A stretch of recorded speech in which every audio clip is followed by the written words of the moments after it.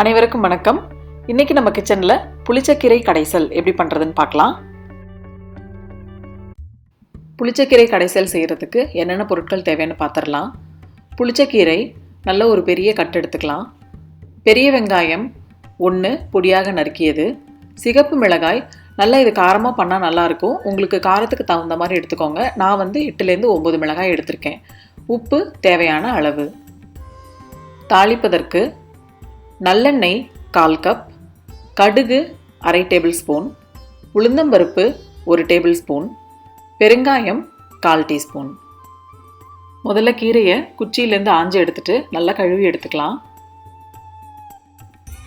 ஒரு பாத்திரத்தில் 1/4 வாசி தண்ணி எடுத்துக்கலாம். அடுப்பில் அதை வச்சு நல்லா கொதிக்க விட போகிறோம். நல்லா கொதித்து வரும்போது இந்த நம்ம ஆஞ்சி வச்சுருக்கிற கீரையை சேர்த்துடலாம். கீரை நல்லா வேகட்டும், ஏன்னா அதுக்கப்புறம் தான் நமக்கு இந்த கீரை கடைசலே பண்ண போகிறோம். நல்லா ஃபுல்லாக அந்த கீரை வேகட்டும், வெந்து உங்களுக்கு நல்லா சாஃப்டாகும். அந்த சமயத்தில் நம்ம அடுப்பை ஆஃப் பண்ணிடலாம்.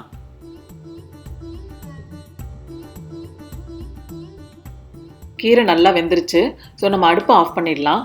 வடிகட்டியில் கீரையை நல்லா வடிகட்டி தனியாக எடுத்துடலாம். இப்போ இந்த கீரை நல்லா ஆறணும். இதே நீங்கள் இப்போ நம்ம ஆறுனதுக்கப்புறமா அதை மிக்சியில் போட்டு எடுக்க போகிறோம். இப்போ நீங்கள் மத்து போட்டு கடைக்க போகிறீங்க அப்படின்னு சொன்னால் நம்ம கீரை சூடாக இருக்கும்போது தான் மத்தில் கடைஞ்சா உங்களுக்கு நல்லா மைய கடையும். இல்லை நீங்கள் மிக்சியில் போட போகிறீங்கன்னா கீரையை நல்லா ஆறுனதுக்கப்புறமா நீங்கள் மிக்சியில் போடுங்க. ஏன்னா சூடாக மிக்சியில் போடக்கூடாது. இப்போ நான் மிக்சியில் போட்டு எடுத்துட்டேன். கீரை நல்லா மைய அரைச்சி எடுத்தாச்சு.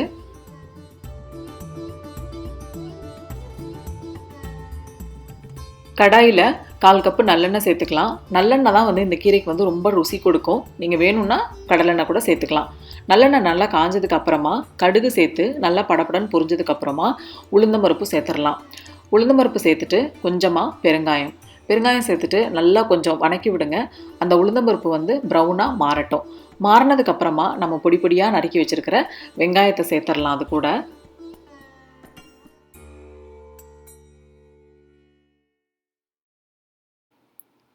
சிகப்பு மிளகாயும் சேர்த்துடலாம்.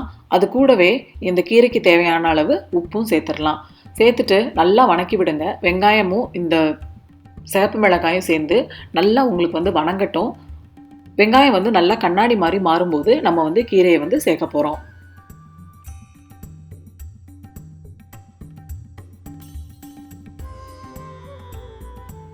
வெங்காயம் சிகப்பு மிளகாய் ரெண்டுமே நல்லா வணங்கியாச்சு.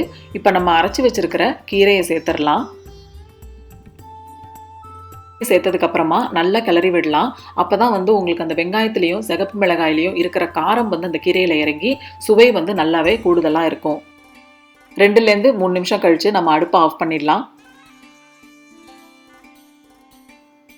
இந்த கீரையை சூடான சாதத்தில் கொஞ்சம் நல்லெண்ணெய் விட்டு சாப்பிட்லாம். தயிர் சாதத்துக்கும் சைட் டிஷ்ஷாக தொட்டுக்கலாம். இந்த புளிச்சக்கீரையில் இரும்பு சத்து நிறைய இருக்குது. உடம்புக்கு அவ்வளவு நல்லது.